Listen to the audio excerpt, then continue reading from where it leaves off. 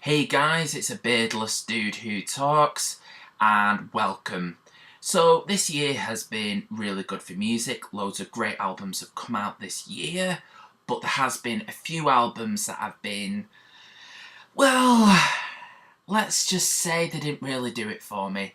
Not to say that they were bad albums. Some of the albums on this video aren't necessarily bad per se, but they just didn't really do it for me, and they just weren't what I was looking for or wanted.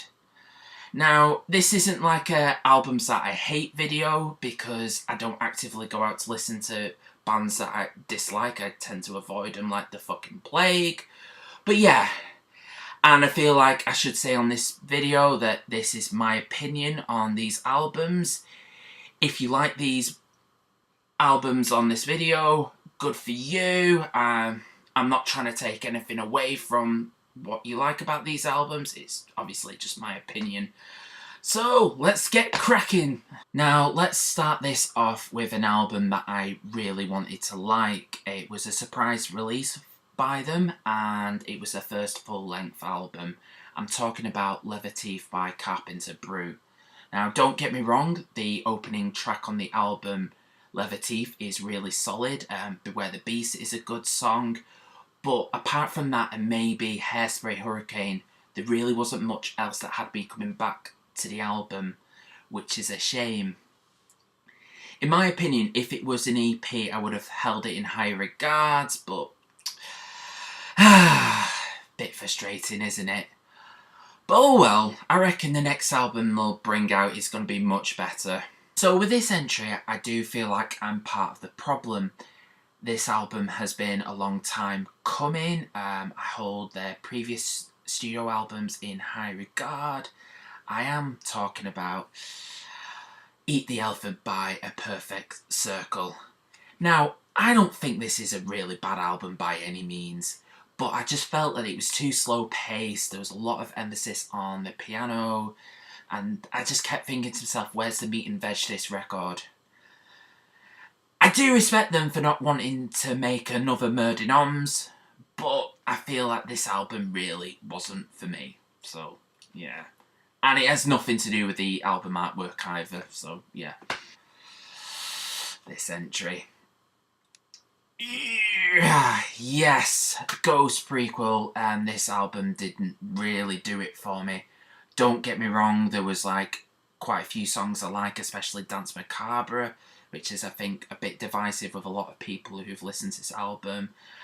And I like the saxophone segment in Miasma. That's a good song, but there wasn't really much else that was drawing me to this album. I felt there was like too many ballads to the album.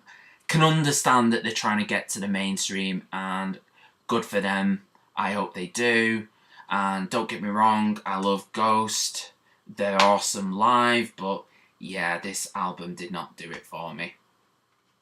So, second to last on this video is the covers album, Outlaws Till the End by Devil Driver. So, admittedly, I've not really paid much attention to Devil Driver. I'd stopped caring about them after, Pray for Villains, and not really listened to them since then. And they announced this album that they were just going to like cover loads of country songs, and I was quite intrigued. So I thought, you know what, I'll give it a go.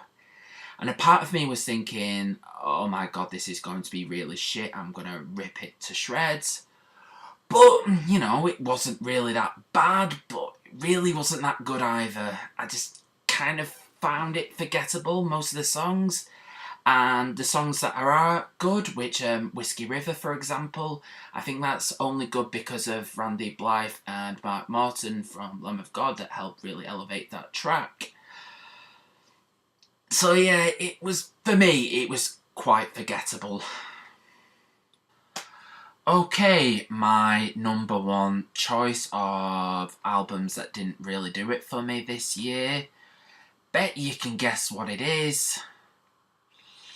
Yes, I actually bought this album, Catharsis by Machine Head. Now, I'm not going to give it a bashing. Pretty much every reviewer's already done that, so to do it even more would be to flog a dead horse, really. Volatile wasn't really a bad song. Yeah, I've mentioned it on my Guilty Pleasures, but other than Beyond the Pale and that song, yeah, there really wasn't much to it. Yeah, it's a bloated mess. It's honestly a slog to listen to all the way through. Whoever's listened to this all the way through has the patience of a fucking saint, and I'd probably shake your hand. But yeah, didn't really do it for me.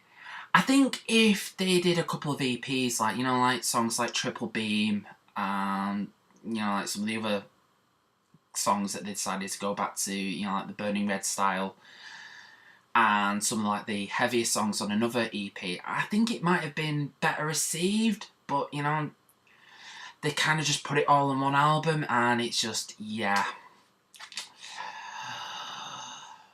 Yeah, and don't get me wrong, I love Machine Head, but, you know, go and think.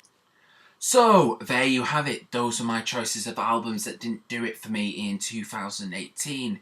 Do you have any albums that didn't really do it for you in 2018? Please let me know of your choice in the comment section below. Obviously, I'm going to be doing a video of my favourite albums of 2018. I hope that you'll want to stick around after this video for that. So yeah, if you like this video, please like and subscribe, really helps. So really, all I've got left to say to you guys is I've been the dude who talks, and cheers. Now, you haven't got rid of me just yet. I'm just going to introduce you that there's some more videos out there that I've made, and a couple of them will be floating around here, below my chin. So, make like Netflix and watch them.